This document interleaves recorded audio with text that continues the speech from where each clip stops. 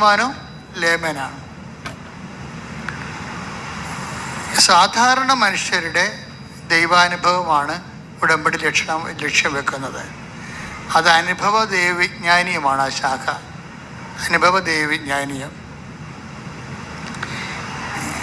ഈ അനുഭവ ദൈവവിജ്ഞാനീയത്തിലെ പ്രയോഗപരതയ്ക്കാണ് പ്രാധാന്യം.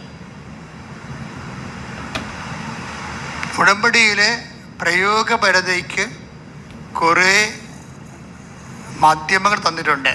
ഉടമ്പടി കാശുരൂപം, ഉടമ്പടി ഉപ്പ്, ഉടമ്പടി തൈലം. ഇത് ഇവിടുന്ന് തരുന്ന നേർച്ച വസ്തുക്കൾ ഒരു പ്രത്യേക ഫോർമുല ഉപയോഗിച്ചാണ് അത് പ്രാർത്ഥിച്ച് പവർ ഇൻകൾക്കേറ്റ് ചെയ്യണത്.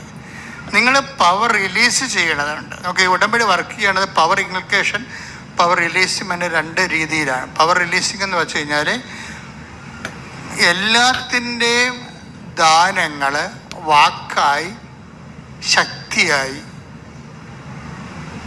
വചനത്തിൽ ചേർത്തിരിക്കുകയാണ് ദൈവം. എല്ലാത്തിൻ്റെയും ഇപ്പം നമുക്ക് നൽകണത്, ദൈവം നൽകണത് വാഗ്ദാനമായിട്ടാണ്. എല്ലാ വചനങ്ങളും ദൈവവചനങ്ങളും അതിൻ്റെ ഉള്ളിൽ ഒരു ദാനം ഇരിപ്പുണ്ട്. അതുകൊണ്ടാണ് ദൈവവചനത്തെ നമ്മൾ വാക്കിൻ്റെ ഉള്ളിലെ വാഗ്ദാനം എന്ന് പറയണത്. ഇംഗ്ലീഷിൽ നമ്മൾ പ്രോമിസ് എന്ന് പറയും, സെക്കുലറായിട്ട് പ്രോമിസ് എന്ന് പറയും. ഈ വാഗ്ദാനങ്ങൾ മനുഷ്യന്മാർ ചെയ്യണത്, ഈ വാഗ്ദാനം നമുക്ക് ചെയ്യാൻ പറ്റണത്, അതിൻ്റെ അനുഭവ തലം എന്ന് പറയുന്നത് വാഗ്ദാനം പ്രാപിക്കുകയാണ്.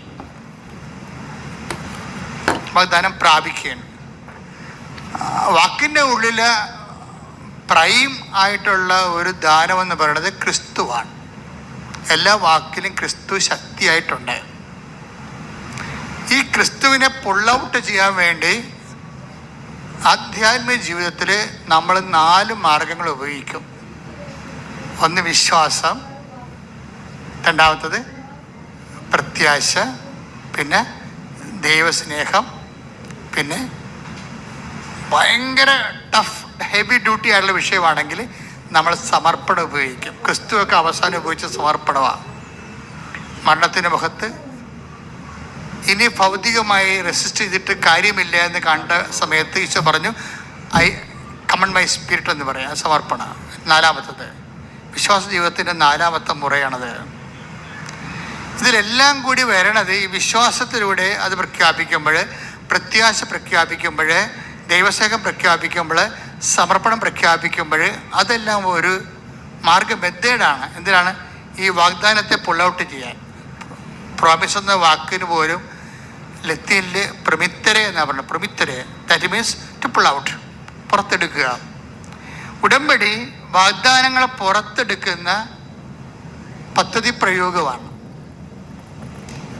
വാഗ്ദാനങ്ങളെ നമ്മൾ പുറത്തെടുക്കാൻ വേണ്ടി ഉപയോഗിക്കുന്ന മെത്തേഡ് മരിയൻ മെത്തേഡാണ്.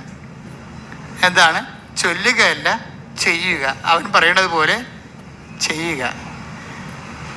അപ്പം ചെയ്യുന്ന വിഷയങ്ങൾക്ക് നമ്മൾ എന്ത് ചെയ്താലും വിശ്വാസം വേണം, പ്രത്യാശ വേണം, ദൈവസ്നേഹം വേണം, പിന്നെ behold the hand made of the Lord എന്ന് പറയുന്ന അമ്മയുടെ സമർപ്പണം വേണം. അത് മരിയനാണ് ഈ സമർപ്പണം ശരിക്കും ഒരു പൂത്തൊലഞ്ഞ് നിൽക്കുന്നത്. അത് സന്തോഷത്തോടെയുള്ള സമർപ്പണം. ഇപ്പോൾ സങ്കീർത്തനം തന്നെ, സങ്കീർത്തനം 130 ഒന്ന് 5 എടുത്തേ. ശ്രുതികട്ടെ. ഹല്ലേലൂയ.